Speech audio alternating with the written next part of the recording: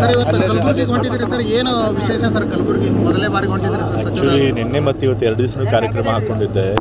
ನಿನ್ನೆ ಒಂದು ಪ್ರತಿಭಾ ಪುರಸ್ಕಾರ ಕಾರ್ಯಕ್ರಮ ಇತ್ತು ಮತ್ತು ಇವತ್ತು ಕಲಬುರಗಿಯಲ್ಲಿ ನಮ್ಮ ಇಲಾಖೆಯದು ಅಂತಂದರೆ ಕಲಬುರಗಿ ಕಾರ್ಪೊರೇಷನ್ನು ಮತ್ತು ಅಲ್ಲಿ ಬರುವಂತಹ ನಗರಾಭಿವೃದ್ಧಿ ಪ್ರಾಧಿಕಾರದ ಇಲಾಖೆಗಳದ್ದು ಮೀಟಿಂಗ್ ಹಾಕ್ಕೊಂಡಿದ್ದೆ ಮತ್ತು ಒಂದಷ್ಟು ಕಾಮಗಾರಿಗಳ ಇನ್ಸ್ಪೆಕ್ಷನ್ ಕೂಡ ಇತ್ತು. ಸೊ ಆ ಕಾರ್ಯಕ್ರಮ ಇತ್ತು. ಬಟ್ ನೆನ್ನೆ ಎಸ್ ಜಾನಕಿ ಅವರು ತೀರ್ಕೊಂಡಿದ್ದರಿಂದ ಮತ್ತು ಅವ್ರದ್ದು ಒಂದು ಸ್ಟೇಟ್ ಫ್ಯೂನರಲ್ಲು ಮೈಸೂರಿನಲ್ಲೇ ನಡೀತಿದ್ದರಿಂದ ಡಿಸ್ಟ್ರಿಕ್ಟ್ ಇನ್ಚಾರ್ಜ್ ಮಿನಿಸ್ಟ್ರಾಗಿ ನಾನು ಅಲ್ಲೇ ಇರಬೇಕಾಯಿತು. ಹಾಗೆ ನಿನ್ನೆ ಕಾರ್ಯಕ್ರಮ ರದ್ದು ಮಾಡಿಕೊಂಡು ಇವತ್ತು ಇಲ್ಲಿ ಬಂದಿದೆ. ಸರ್ ಇವತ್ತು ಬರಗಾಲ ಪರಿಸ್ಥಿತಿ ಇದೆ ಸರ್, ಒಂದು ಕಡೆ ಮಳೆ ಆಗ್ತಿದ್ರೆ ಇನ್ನೊಂದು ಕಡೆ ಮಳೆ ಆಗ್ತಾ ಇಲ್ಲ. ಇವತ್ತು ಉತ್ತರ ಕರ್ನಾಟಕ ಮತ್ತು ಕಲ್ಯಾಣ ಕರ್ನಾಟಕ ಭಾಗದ ಜನರು ರೈತರು ಸಂಕಷ್ಟದಲ್ಲಿ ಸಿಲುಕಿದ್ದಾರೆ ಸರ್. ಬರಗಾಲ ಪೀಡಿತ ಪ್ರದೇಶ ಅಂತ ಘೋಷಣೆ ಮಾಡಬೇಕಂತ ಸಾಕಷ್ಟು ಒತ್ತಾಯ ಕೇಳಿಬರುತ್ತಿದೆ ಸರ್, ಮತ್ತು ಮೋಡ ಬಿತ್ತನೆಗೂ ಕೂಡ ಆಗ್ರಹ ಆಗ್ತಿದೆ. ಯಾಕೆ ಸರ್ ಸರ್ಕಾರ ಇನ್ನೂವರೆಗೂ ಕ್ರಮ ಕೈಗೊಳ್ಳುತ್ತಿಲ್ಲ ಆ ಬಗ್ಗೆ? ಆಗಲೇ ನಾವು ನೀರಿನ ಸಮಸ್ಯೆಯನ್ನು ಬಗೆಹರಿಸಬೇಕು ಅಂತೇಳಿ ಮಳೆ ಕೊರತೆ ಆಗಿದೆ ಅಂತ ಹೇಳಿಬಿಟ್ಟು ಮುಖ್ಯಮಂತ್ರಿಗಳು ಪ್ರತಿಯೊಂದು ಡಿವಿಷನಲ್ಲಿ ಕೂಡ ಮೀಟಿಂಗ್ ತೆಗೆದುಕೊಂಡಿದ್ದಾರೆ. ನಾವು ಕೂಡ ಜಿಲ್ಲಾ ಉಸ್ತುವಾರಿ ಮಂತ್ರಿಗಳು ನಮ್ಮ ಜಿಲ್ಲೆಯಲ್ಲಿ ಮೀಟಿಂಗ್ಗಳನ್ನು ಮಾಡಿದ್ದೇವೆ, ಅಧಿಕಾರಿಗಳಿಂದ ಮಾಹಿತಿಗಳನ್ನು ಪಡ್ಕೊಂಡಿದ್ದೇವೆ, ನೀರಿನ ಸಮಸ್ಯೆ ಹೇಗಿದೆ ಅಂತ ತಿಳ್ಕೊಂಡಿದ್ದೇವೆ, ಅದಕ್ಕೆ ಏನು ಕ್ರಮಗಳನ್ನು ತೆಗೆದುಕೊಳ್ಳಬೇಕು ಸೂಚನೆ ಕೊಟ್ಟಿದ್ದೇವೆ. ಬರ ಪರಿಸ್ಥಿತಿ ಅಂತ ಘೋಷಣೆ ಮಾಡಬೇಕು ಅಂತಂದರೆ ಸುಮ್ಮನೆ ಹಾಗೆ ಘೋಷಣೆ ಮಾಡೋದಕ್ಕಾಗೋದಿಲ್ಲ. ಅದಕ್ಕೆ ಇಷ್ಟು ವಾರಗಳು ಮಳೆ ಕೊರತೆ ಆಗಬೇಕು, ಇಷ್ಟು % ಡೆಫಿಸಿಟ್ ಆಗಬೇಕು, ಸಾಯಿಲ್ ಮಾಯಿಶ್ಚರ್ ಇಷ್ಟು ಕಮ್ಮಿ ಆಗಬೇಕು, ಬೆಳೆ ಹಾನಿ ಇಷ್ಟು ಆಗಿರಬೇಕು ಅಂತ ಹೇಳಿ ಕೇಂದ್ರ ಸರ್ಕಾರ ಕ್ರೈಟೀರಿಯಾ ಕೊಟ್ಟಿದೆ. ಆ ಕ್ರೈಟೀರಿಯಾ ಫುಲ್ಫಿಲ್ ಆದಾಗ ಆಗುತ್ತೆ. ಈ ಜುಲೈ ಎಂಡಲ್ಲಿ ಬಹುಶಃ ಅಷ್ಟು ಕ್ರೈಟೀರಿಯಾ ಎಲ್ಲ ಫುಲ್ ಆಗುತ್ತೆ.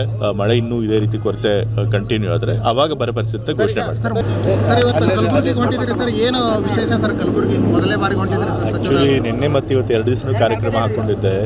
ನಿನ್ನೆ ಒಂದು ಪ್ರತಿಭಾ ಪುರಸ್ಕಾರ ಕಾರ್ಯಕ್ರಮ ಇತ್ತು ಮತ್ತು ಇವತ್ತು ಕಲಬುರಗಿಯಲ್ಲಿ ನಮ್ಮ ಇಲಾಖೆಯದು ಅಂತಂದರೆ ಕಲಬುರಗಿ ಕಾರ್ಪೊರೇಷನ್ನು ಮತ್ತು ಅಲ್ಲಿ ಬರುವಂತಹ ನಗರಾಭಿವೃದ್ಧಿ ಪ್ರಾಧಿಕಾರದ ಇಲಾಖೆಗಳದ್ದು ಮೀಟಿಂಗ್ ಹಾಕ್ಕೊಂಡಿದ್ದೆ ಮತ್ತು ಒಂದಷ್ಟು ಕಾಮಗಾರಿಗಳ ಇನ್ಸ್ಪೆಕ್ಷನ್ ಕೂಡ ಇತ್ತು.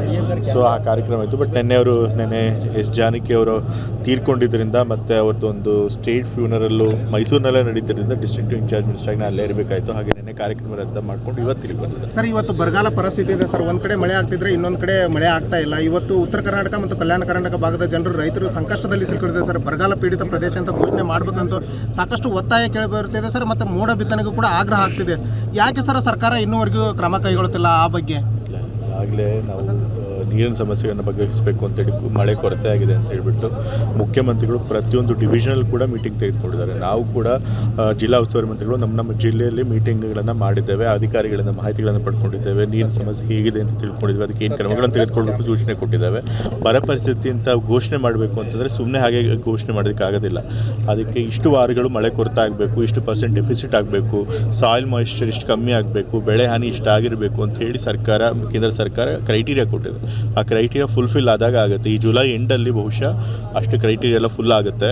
ಮಳೆ ಇನ್ನೂ ಇದೇ ರೀತಿ ಕೊರತೆ ಕಂಟಿನ್ಯೂ ಆದರೆ ಆವಾಗ ಬರ ಪರಿಸ್ಥಿತಿ ಘೋಷಣೆ ಮಾಡ್ತಾರೆ.